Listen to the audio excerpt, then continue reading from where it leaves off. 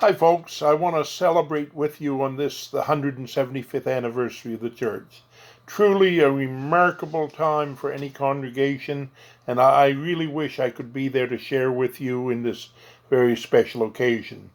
But actually, it might even be more than 175 years, because I haven't been able to document this, but I've been told that in either the record book of Latede or Leonardville, that there's reference to restoration movement going on in Lord's Cove as early as the 1830s. So this might even be almost 200 years that the church has been honoring Christ in that community. I'd like to just share a couple thoughts with you that not everyone may be well known with, but you'll notice on the end of your pews there's a brass number plate.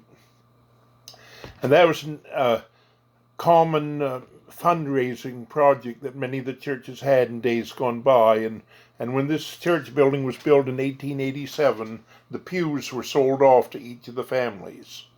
And the back pews, they begin at $1 a pew, and then they went up $5, $10, $25, $50, and then the highest priced pews in 1887 was $100.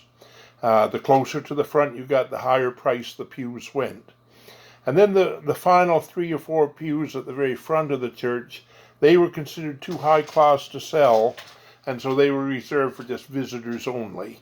I remember one time many years ago I was talking with Alice Dark, and Alice had told me that her grandfather was Church of Christ and her grandmother was Baptist. But when it came to church, they always went to the Baptist church. And the reason is all they could afford was a back pew in the Church of Christ, and her grandmother was too ashamed to be labeled as one who had to sit in a poverty pew. Anyway, that's just something on the past here that took place at that time. But a few other things I just want to share with you here, the past that not everyone would know, is that of the electricity in the building is one aspect. And I don't know how many know this, but the church building in Lord's Cove was the second building on Deer Island to have electric lights in it. Now, the very first building with electric lights was Dick Waycott's garage. And Dick had a DC Delco generator down there, and shortly after that, the church also bought one, and the building was torn down about 15 years ago, but there used to be a little building in back of the church building that housed the generator. And what's even remarkable about this is that the church building and Dick's garage, they had electricity about 2 or 3 years before the power lines were put up and electricity was brought to Deer Island in, I think it was 1937 or 38, if I remember right. Another aspect about the lights of the building, and I don't know how many of the younger generation would know this, but up until the 1950s, a light was kept going in the steeple at all times. And the reason for that is that I've been told that the church building here at Lord's Cove also served as a lighthouse for the fishermen. I've been told that where the church is situated, the steeple of the church, that the men coming in from fishing, they would aim for that church building, and that aiming at that steeple, it would lead them past every one of the rocks and ledges coming in, and they could safely be brought into the cove. And so truly a lighthouse in the physical sense as well as the spiritual sense.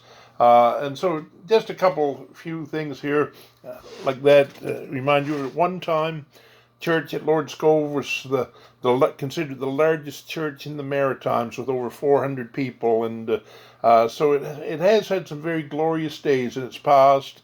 And again, one man in the past who had come from this church was James A. Lord, and James A. Lord and his brother John were men who were known all over North America, and anywheres at one time where you would mention of either of these men or of the Church of Christ at Lord's Cove, almost every church in North America amongst our movement would have known who they were and would have been connected with them. And of course, James A. Lord, he would have at one time been the editor of the Christian Standard that many of our churches have used throughout the years.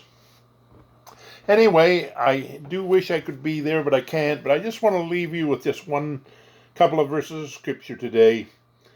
In Philippians chapter 1, beginning at verse 3, and I share the words that Paul has here. I thank my God in all my remembrance of you, always in every prayer of mine for you all, making my prayer with joy, because of your partnership in the gospel from the first day until now. And I am sure of this, that he who began a good work in you will bring it to completion at the day of Jesus Christ. May God bless you, folks.